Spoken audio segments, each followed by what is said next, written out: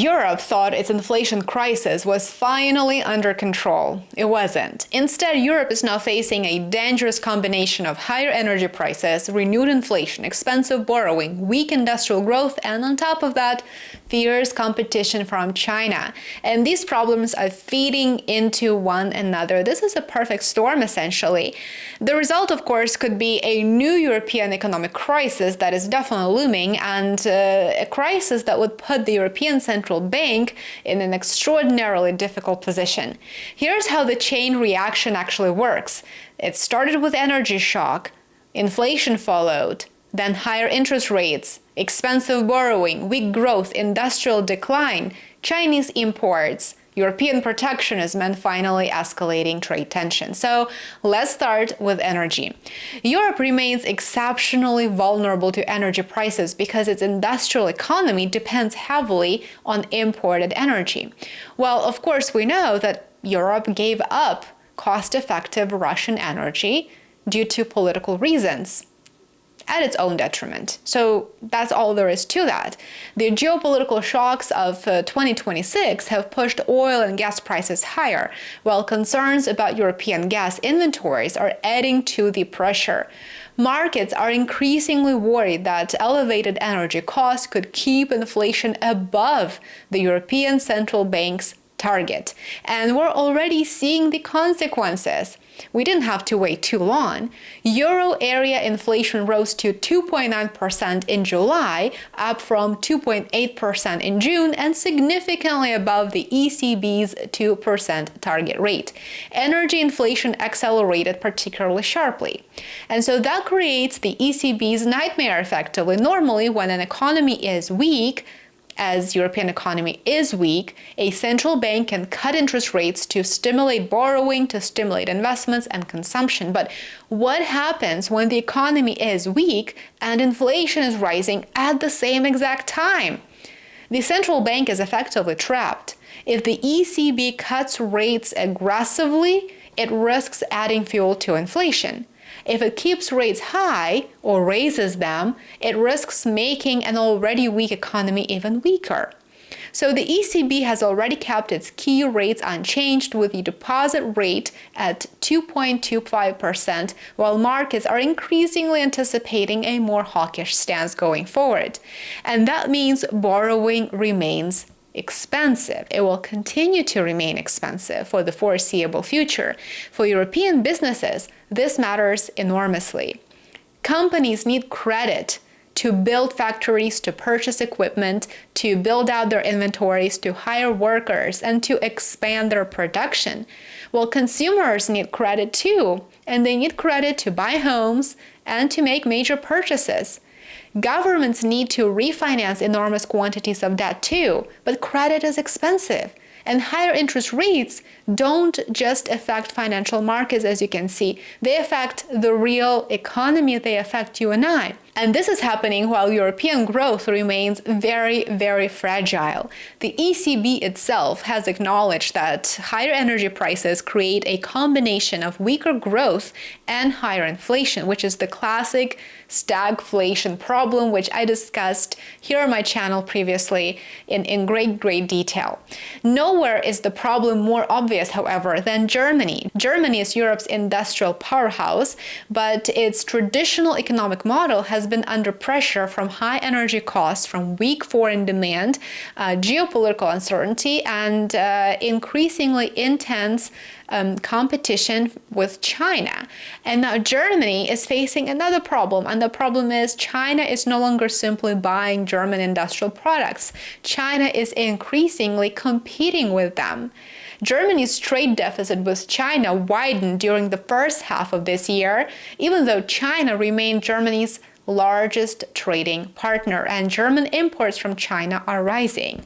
In June of 2026, German imports from China increased by 9.1%, which contributed to a narrowing German trade surplus. This is part of what economists increasingly describe as a new China shock. Of course, what they don't tell you is that the EU is primarily focused on financing its proxy war against Russia via Ukraine instead of rebuilding and really helping its economy grow. But we will leave that angle aside for now. I will discuss it in an interview with an expert in the next several days. So it goes without saying that China has enormous manufacturing capacity, but domestic demand isn't always sufficient to absorb that production. So Chinese companies increasingly look overseas, and Europe is one of the world's largest markets. The consequences are potentially enormous for Europe. Chinese electric vehicles, machinery, industrial equipment, chemicals, steel, and other manufactured products are increasingly competing with European products. And so for European consumers, there is an obvious benefit to that. The benefit is cheaper imports can help reduce prices. But for the manufacturers in Europe, the story is very different. Cheap imports can squeeze profit margins, they reduce investment, and ultimately they threaten domestic production. And so that situation, as I'm sure you can tell by now, creates an enormous political dilemma for Brussels. Europe wants cheaper goods, sure, everybody wants that, but Europe also wants European factories, it wants to decarbonize, it wants to maintain high-paying industrial jobs, it wants strategic independence, and it also wants to compete with China. But can it have all of those things at once? Those objectives can conflict, and they do. So Europe is increasingly moving toward protectionism. The EU has already imposed trade restrictions on Chinese EVs and is now examining additional defensive measures, as it calls it. It says these are defensive measures in sectors ranging from steel to medical products. But protectionism creates another problem.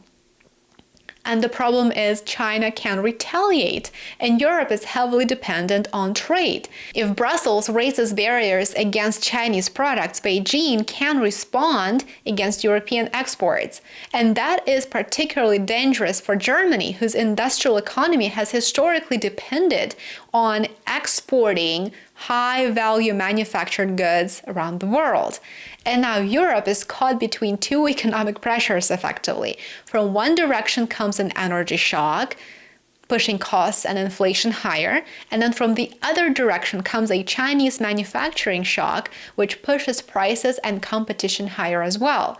So the ECB has limited room to respond to either one of those issues. It cannot produce more natural gas, it cannot make Chinese factories less competitive, and it cannot solve Europe's structural productivity problem by changing interest rates.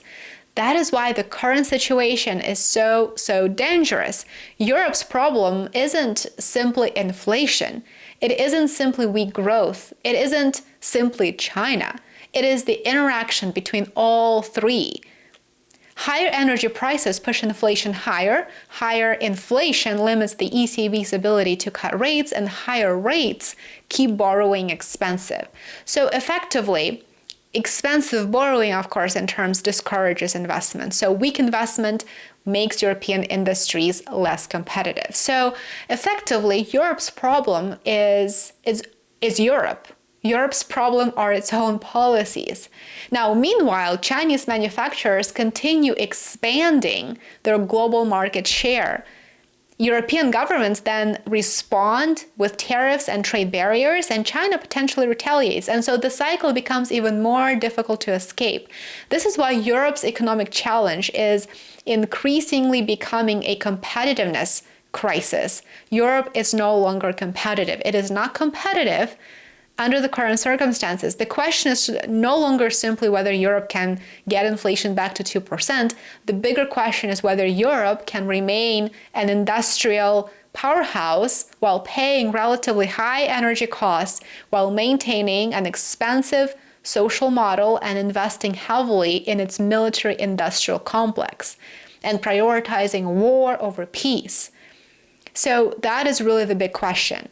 And of course, there's one final irony that I would just like to bring up here. Europe may be tempted to respond to China's industrial challenge with the same protectionist tools that it's used in the past, and that Washington has been using too. But tariffs alone don't make an economy competitive. They can protect an industry, they can buy time, but they cannot substitute for cheap energy, for technological innovation, for productive output, for productivity growth, and of course for investment. So Europe, therefore, faces a very difficult choice. It can protect its industries from Chinese competition for a certain period of time, or it can allow more competition and risk accelerating deindustrialization. And neither option is painless, of course. And so the longer Europe postpones the underlying reforms, changing its policies, the harder the choices become. The ECB, of course, can fight inflation all day long. Governments can subsidize industry, and Brussels can impose tariffs, but none of these policies by themselves solves Europe's fundamental problem. And the problem is Europe needs cheaper energy, it needs faster productivity growth, and it needs more competitive industry at precisely the moment when geopolitical tensions are making all three harder to achieve.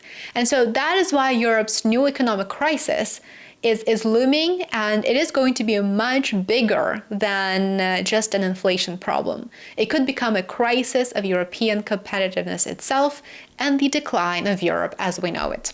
So hopefully you enjoyed this quick update and you found it interesting and useful. Let me know in the comments below, what do you expect from the current economic situation in Europe? If you are in Europe, I would love to hear from you. What are you experiencing? What are you seeing around you? What are you hearing from your politicians? We would love to hear from you in the comments below. Share some of your thoughts, some of your feedback. Thank you very much for watching. As always, I look forward to seeing you here on my channel tomorrow.